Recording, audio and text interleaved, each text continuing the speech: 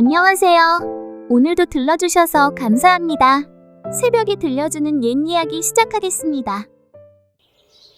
조선 말기 한 고을에 풍류를 즐기기로 소문난 영감 하나가 살고 있었다. 사람들은 그를 최대감이라 불렀고 겉으로는 시와 거문고를 즐기며 문인들과 어울리는 인물처럼 보였지만 속을 들여다보면 그 실상은 추악하고 음탕하기 그지없는 자였다. 글보다 술을 가까이 했고 경전보단 여인의 눈을 더 오래 바라보던 자였다.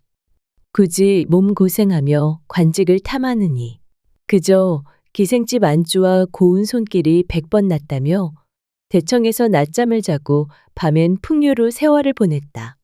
부인 하나로는 성에 차지 않아 후처를 들였고 그것도 부족하다 하여 기방에서 첩을 얻었다. 그러던 어느 봄날 텐마루에서 담뱃대를 두드리던 최대감에게 하인이 다가와 귀를 붙였다. 대감마님, 새 여종 하나 들어왔사옵니다. 여종? 하인의 말끝에 묘한 여운이 스며 있었다. 예, 동네 머슴놈 말로는 얼굴이 곱디고 온 처자라고 하던디요. 최대감은 담뱃대를 입에 물던 손을 멈추고 슬쩍 고갯짓을 했다. 어디서 데려온 기집인가? 남원 쪽 양반댁에서 그 집이 망하고 종문서를 내놨답니다.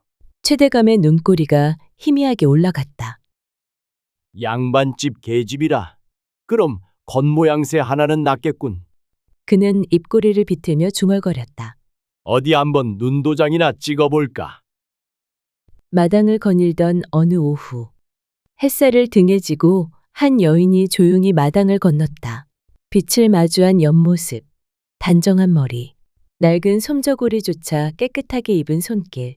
그의 눈에 그 여인은 다른 여종들과는 확실히 달랐다. 눈길 한번 건네지 않았지만 겉으로 드러내지 않은 품위 같은 것이 있었다.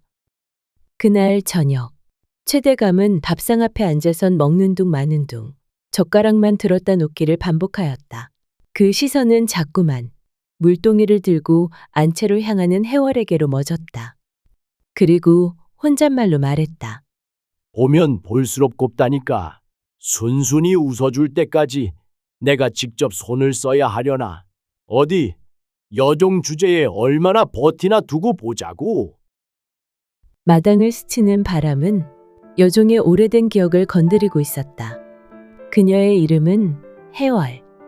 본디 남원에서 이름난 양반가의 외동딸이었다. 아버지는 고지식한 선비였고 글로써 백성을 논하고 왕을 곧게 나무라던 분이었다. 그러나 그 고든 뜻은 끝내 권세의 벽을 넘지 못했다. 왕의 귀를 거슬렀고 간신들의 손에 영모죄로 몰려 차명도 유배도 아닌 실종이라는 이름으로 사라졌다. 하루아침에 해월의 집안은 역적의 가문이 되었고 어머니는 병이 깊어 세상을 등졌으며 그녀는 집을 지키다 빚에 쫓겨 종문서에 이름을 올리게 되었다. 그렇게 그녀는 최대감 댁의 여종으로 팔려온 것이었다. 그날 이후 최대감은 아침마다 쓸데없는 심부름을 만들어 해월을 불러댔고 해월은 최대감의 시커먼 속내를 뻔히 알고서도 말없이 묵묵히 시키는 일을 해냈다. 그녀는 최대감의 부름에도 눈길을 주지도 허튼 웃음조차 보이지 않았다. 탐욕스러운 최대감은 점점 그 무심함에 오히려 더 마음을 뺏기기 시작했다. 다른 계집처럼 아양이나 좀 떨 것이지. 어찌 저리 차갑단 말이냐. 그는 혼잣말로 투덜거리면서도 점점 그녀에게 눈을 떼지 못했다. 그러던 늦은 밤, 달빛이 길게 마당을 비추고 집안이 모두 잠든 시각. 최대감은 비틀린 마음 하나를 품고 조용히 여종방 앞에 섰다. 바람도 숨을 죽인 밤이었다. 그는 문 앞에서 잠시 숨을 고르고는 조심스럽게 문을 열었다. 문이 열리자 그 안에는 웅크리고 잠든 해월이 있었다. 그는 까치발을 들어 조용히 문턱을 넘으며 누워있는 해월에게 속삭였다.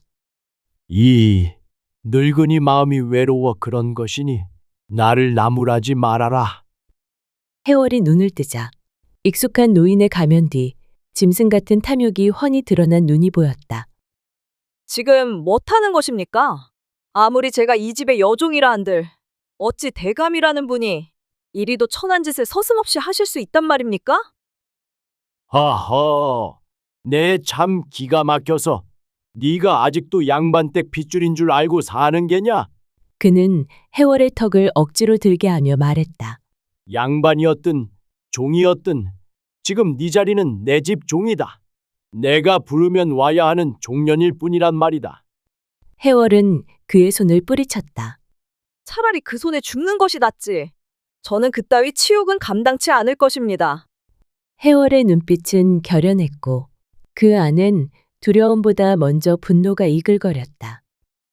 해월은 온몸을 던져 도망치려 했으나 최대감의 소나기는 이미 그녀의 팔을 거칠게 움켜쥐고 있었다.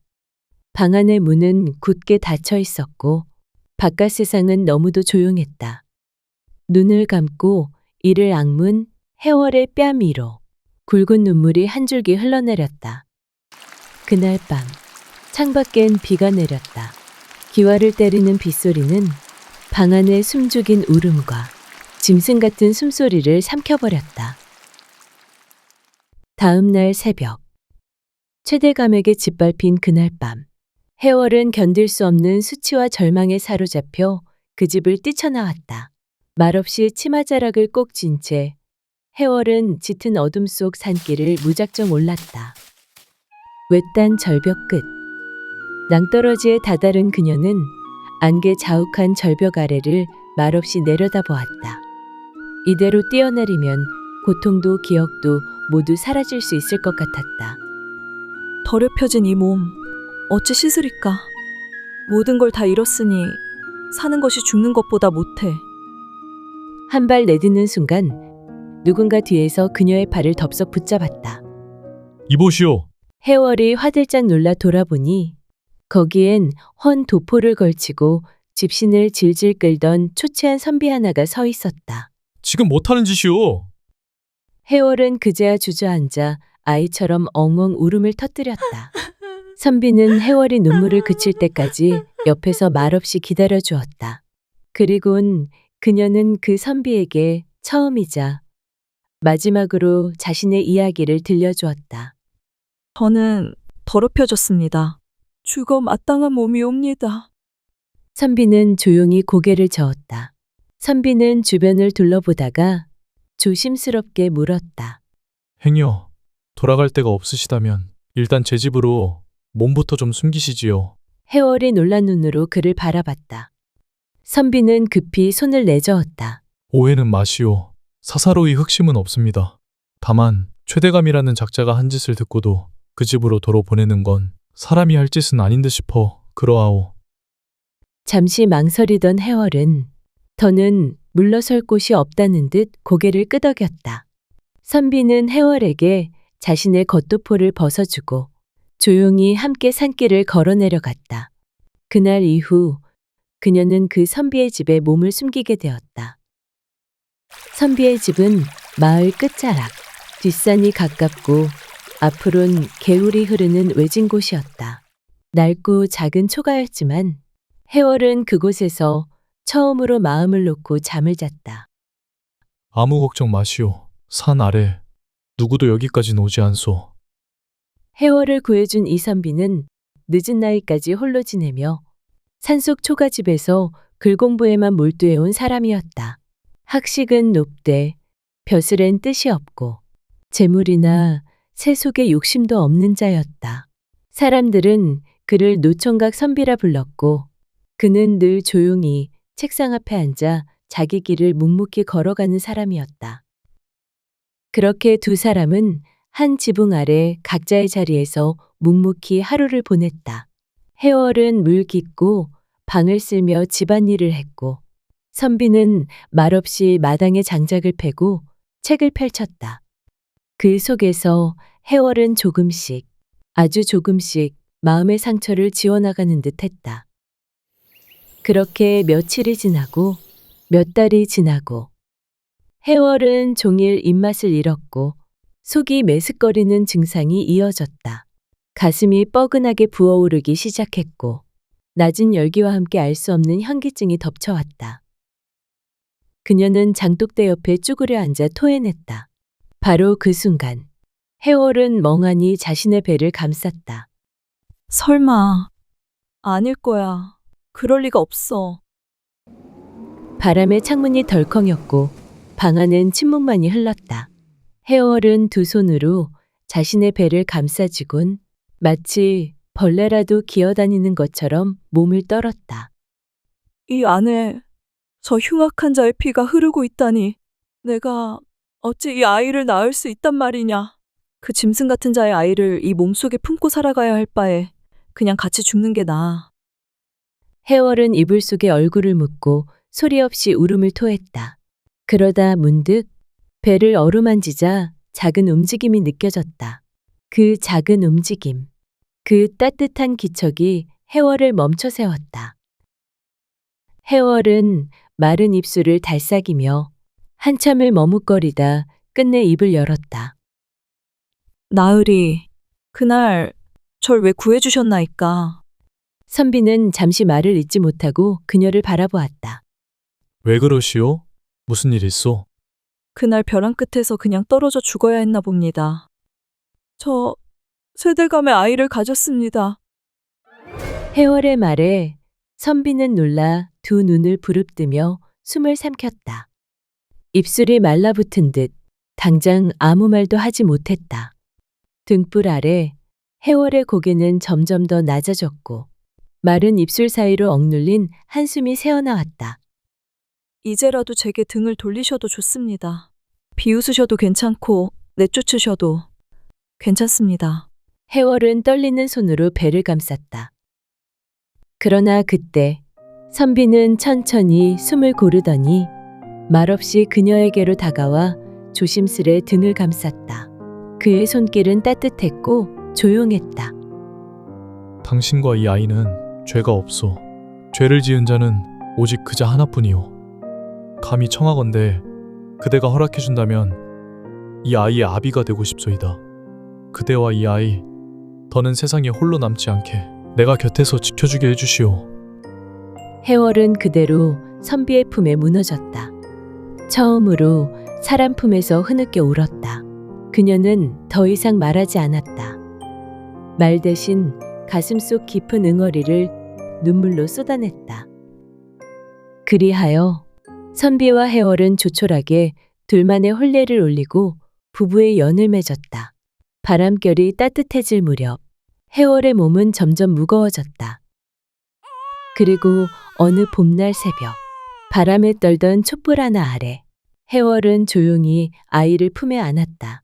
처음 울음을 터뜨리는 작은 생명. 해월은 떨리는 손으로 아기를 감싸며 소리 없이 눈물을 흘렸다. 미안하다 아가야. 죄가 없는 너를 이토록 미워했다니. 선비는 그녀 곁에서 말없이 솥에 물을 올리고 방에 불을 지폈다. 따뜻한 수건을 대어 아기의 이마를 정성스럽게 닦아주었다. 이름도 없이 세상에 나온 그 아이는 선비의 성을 따라 이강이라 불리게 되었고 선비는 누구보다 아들을 아끼고 정성껏 길렀다. 허나 그 정성은 뜻대로 닿지 않았다. 이강은 어릴 적부터 글에는 도통 관심이 없고 부모 말도 듣지 않은 채 말썽꾸러기로 자랐다. 강아, 이리 와서 글 좀 보자꾸나. 너도 이 다음에 커서 훌륭한 사람이 되려면 지금부터 배워야 하지 않겠느냐? 싫어요, 아버지. 글자는 보기만 해도 머리가 아픈데 왜 맨날 글 공부하라고 하시어요? 저는 나가서 뛰놀고 싶단 말이에요. 해월은 속이 타들어갔고 선비는 밤마다 깊은 한숨을 내쉬었다. 그러던 어느 날 해월이 갑작스레 병석에 눕게 되었다. 몸은 야위어갔고 의원을 불러 약을 써보아도 소용없었다. 죽음을 예감한 해월은 이강을 곁으로 불렀다.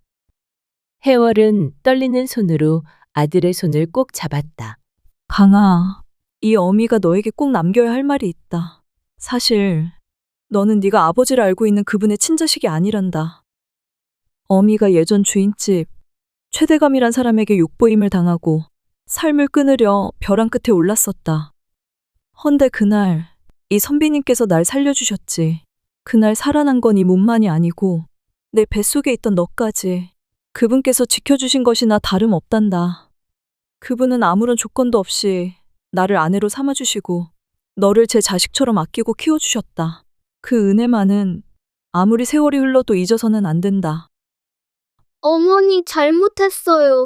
이제 글 공부도 열심히 하고 아버지 말씀도 잘 들을게요. 그러니 제발 눈 좀 떠보세요, 어머니. 강희의 애원에도 해월은 끝내 아들 손을 꼭 쥔 채 눈을 감았다. 소년 이강은 그날 밤 단 한마디도 하지 못한 채 무릎을 꿇은 채 울고 또 울었다. 그날 이후 이강은 달라졌다. 이전에 말썽 부리던 모습은 자취를 감췄고 매일 새벽이면 선비 앞에 앉아 글을 읽고 질문하고 또 외웠다. 그렇게 시간이 흘러 어느덧 장성한 총각이 된 강희는 자신의 친아버지가 누구인지 조심스레 마음에 품기 시작했다. 어머니를 지독히 괴롭혔던 최대감을 생각하면 속이 끓고 피가 거꾸로 솟는 듯 했으나 한편으로는 자신을 이 땅에 낳게 한 자가 누구인지 알고 싶은 마음도 조금씩 커져갔다. 강희는 이 선비에게 며칠간 한양에 다녀오겠노라 말한 뒤 몰래 발걸음을 최대감이 있는 그 고을로 향하였다. 어머니가 끝내 돌아보고 싶지 않아 하던 그 마을. 어릴 적 가을이면 어머니는 노랗게 물든 은행잎을 한참 바라보고 말하셨다. 어미는 저 나무만 보면 잊고 싶은 그 집이 자꾸 떠오른단다. 그 기와집 마당엔 큰 은행나무 한 그루가 우뚝 서 있었지.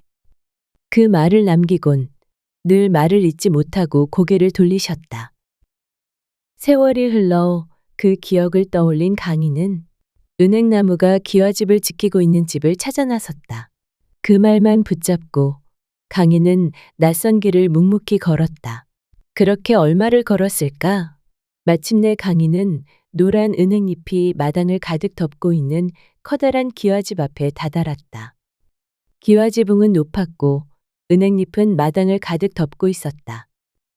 그때 대문이 열리더니 기웃거리던 강희 앞으로 머슴 하나가 나섰다. 여길 왜 기웃거리는 게냐? 혹시 여기가 최대감님 댁이옵니까? 맞는데 넌 무슨 일로 대감마님을 찾느냐? 드릴 말씀이 있어 찾아왔사옵니다. 잠깐 기다려라. 잠시 뒤 강희는 머슴의 손에 이끌려 최대감 앞에 무릎을 꿇게 되었다. 늙은 대감은 강희를 위아래로 훑어보더니 비웃듯 입꼬리를 비틀었다. 행색을 보아하니 한 끼 얻어먹을 요량으로 기웃거린 게지. 아니옵니다. 감히 여쭙자오나. 예전에 마님 댁에 여종으로 있던 해월이라 하는 여인을 혹 기억하시옵니까? 그때 최대감은 해월이라는 이름을 듣고는 한동안 골똘히 생각에 잠겼다. 그러다 문득 무릎을 탁 치며 말했다. 아, 그 계집 종년 말이냐? 말도 없이 새벽에 사라졌었지. 그런데 그 아이를 왜 묻는 게냐? 강희는 조심스레 입을 열었다. 사실 저는 그분의 아이입니다. 최대감의 눈이 휘둥그레졌다. 뭐라고? 네가 해월이 그 종년의 자식이라고? 그는 이내 눈썹을 찌푸리며 다그쳤다. 그런데 네가 무슨 일로 나를 찾아왔단 말이냐? 강희는 떨리는 목소리로 말했다. 그게 저는 대감님의 자식이기 때문입니다. 뭐라? 강희의 말을 들은 최대감은 얼굴이 붉게 달아오르더니 황급히 마당에 놓인 물량동이를 들어 강희에게 그대로 끼얹었다. 차가운 물벼락에 정신이 번쩍 든 강희는 두 주먹을 불끈 쥐고 이를 악문 채 최대감을 올려다보았다.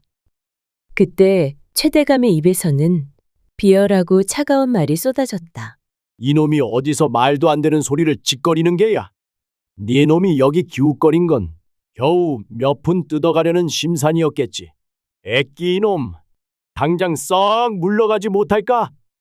천한 종년의 핏줄 따위가 여기가 어디라고 와서 말도 안 되는 소리를 하는 게야. 얼굴과 옷이 흠뻑 젖은 강희는 얼어붙은 듯 말이 없었다. 야 이놈아, 썩 꺼져라. 그러나 이내 부르르 떨리는 손으로 주먹을 움켜쥐고 조용히 일어섰다. 그토록 어머니를 괴롭히고 자신을 세상에 태어나게 한 자가 이토록 비열하고 교활한 자라는 것을 뼈저리게 깨달았다. 이런 자를 아버지라 생각하고 찾아온 내가 바보였다. 강인은 이를 악물었다. 속이 뒤틀릴 만큼 분했다. 겨우 한 조각의 정이라도 있을까 기대했던 어리석은 마음이 부끄러웠다. 돌아서 걷는 강희의 뒷모습은 그 어느 때보다도 무겁고 단단해져 있었다. 강희는 젖은 옷을 입은 채 그 마을을 벗어났다. 아버지라는 자는 차마 입에 담기조차 부끄러운 자였고 자신이 어리석었음을 깨닫는 데엔 하루면 충분했다. 진정한 아버지란 피를 나눈 자가 아니라 마음을 나눈이라는 걸 알게 된 순간이었다. 며칠 뒤 산골 초가집으로 돌아온 강희는 말없이 선비 앞에 엎드렸다. 다녀왔습니다, 아버지. 선비는 조용히 차를 따르며 물었다. 그자가 너를 알아보았느냐? 강희는 손에 쥐고 있던 찻잔을 놓고 놀란 눈으로 선비를 바라보았다. 제가 그자를 만나러 갔다는 걸 어떻게 아셨습니까? 선비는 고요히 미소를 지었다. 굳이 말하지 않아도 언젠가는 네가 찾아갈 줄 알고 있었다. 사람이 피를 지닌 인연을 등지는 건 쉽지 않으니까. 강희는 고개를 숙였다. 헛된 짓이었습니다. 피를 나눈 것만으론 아버지가 되지 않는다는 걸 뼈저리게 깨달았습니다. 그래도 잘 다녀왔느니라. 그걸 깨달았다는 것만으로도 넌 이미 어른이 된 거다. 선비는 축 처진 강희의 어깨를 토닥여 주었다. 그날 이후 그는 선비의 길을 따르기로 마음을 굳혔고 학문에 매진하던 강희는 마침내 과거 시험을 치르기 위해 한양으로 길을 떠났다. 눈 내리는 겨울, 쌀이 눈 맞으며 시험장에 들어선 강희는 수많은 이들과 나란히 서서 운명을 써내려 갔다. 그리고 마침내 홍패에 적힌 이름 이강. 그는 과거 시험에 당당히 급제하였다. 과거에 급제한 강희는 조정의 명을 받아 각지의 고을을 돌며 수령 역할을 하게 되었다. 젊은 나이였지만 백성의 고통을 귀담아 듣고 억울한 일을 제때 바로잡는 그를 백성들은 푸른 옷 입은 현감이라 불렀다. 그렇게 몇 해를 지나 강희는 낯익은 이름의 한 고을로 부임하게 되었다. 그곳은 자신을 매정하게 버렸던 최대감이 있는 바로 그곳이었다. 그를 업신여기고 어머니를 죽음으로 내몬 자. 최대감이 아직도 그곳에 살고 있다는 소문도 들려왔다. 부임한 지 얼마 지나지 않아 마을엔 묘한 소문이 돌기 시작했다. 밤마다 기방 여인을 부르고 서당선비 아내까지 말도 마시오. 아니, 늙어도 돈이 많으니 죄다 겁박하고 끌어들이지. 그런 자가 대감이라니 추하다 추해. 그러던 어느 날 관아 앞에 눈물 흘리는 젊은 여인이 엎드려 울며 호소했다. 제 남편이 외출한 사이 저를 강제로 끌고 들어가 몹쓸 짓을 하려 했습니다. 제발 도와주십시오, 나으리. 강희는 수사를 명했다. 그리고 확인된 그자의 이름은 바로 최대감. 그는 말년에 이르러 더욱 탐욕스러워졌고 관의 감시가 소홀한 틈을 타 여인들을 겁박하고 있었다.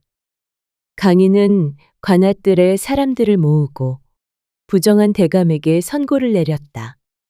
최대감은 타인의 아내를 겁박하고 수년간 다수의 여인을 손에 댄 중죄인으로 판명되었어. 이에 따라 곤장 100대를 명하노라. 포졸들에게 끌려온 최대감은 마루 위에 앉아있는 강희를 보고 두 눈을 크게 떴다. 아니 너는 그때 날 찾아왔던 그 계집의 자식 아니냐? 네가 어찌 네가 날 신문하느냐? 강희는 담담히 시선을 마주했다.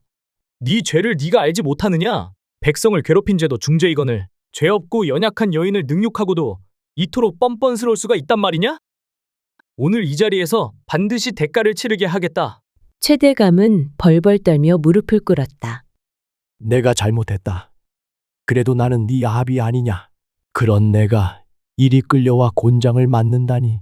이 늙은이를 단 한 번만 봐주지 않겠느냐. 제발 한 번만 눈 감아다오. 내일이 부탁하마. 강인은 차가운 목소리로 말했다. 아비? 날 그렇게 내쫓을 땐 언제고 피가 같다고 아비가 되는 것이 아니다. 그간 네가 저질러온 갖은 악행으로 상처 입은 이들이 얼마이더냐? 오늘은 네 죄에 대한 대가를 너 스스로 받게 될 날이니라. 여봐라, 곤장 100대 즉시 시행하라. 최대감의 절규가 마당을 울렸지만 포졸들은 이미 목침에 그를 엎드리게 하고 곤장을 내리쳤다. 피가 튀고 살점이 터져도 강인은 단 한 번도 고개를 돌리지 않았다. 하늘이 두렵거든. 그리 살지 말았어야 했다. 작은 주막 어귀를 지나던 강인은 한 여인이 아이를 품에 안은 채 마당 한켠에서 소리 없이 울고 있는 모습을 보게 되었다. 그 아이는 젖도 못 빨고 울어댔고 여인의 옷은 해졌으며 그 얼굴에는 깊은 상처가 번져 있었다. 이강은 문득 발걸음을 멈췄다. 주모가 수군거렸다. 저 여인이 바로 그 종년이라지. 최대감이 손댄 여자. 아이까지 낳았는데 들켜서 쫓겨났다지 뭐야? 어휴, 애는 무슨 죄냐? 이강은 그 말을 듣고 그 여인을 조용히 바라보았다. 젊은 시절 어머니 해월이 떠올랐다. 떨리는 손으로 자신의 배를 감싸쥐고 슬피 울었을 그날의 모습이 그는 여인의 앞에 다가가 낡은 돈주머니 하나를 내밀었다. 그대가 죄인이 아니오. 이 아이도 마찬가지오. 부디 아이만은 바르게 키우시오. 여인은 고개를 들어 이강을 바라보았다. 이강은 더 말하지 않고 등을 돌렸다. 마을길을 걸어나가는 그의 뒷모습 너머로 햇살이 비추고 있었다. 그날 바람은 따뜻하게 불었다. 마치 누군가의 가슴속 하늘 조용히 다독여주는 듯이.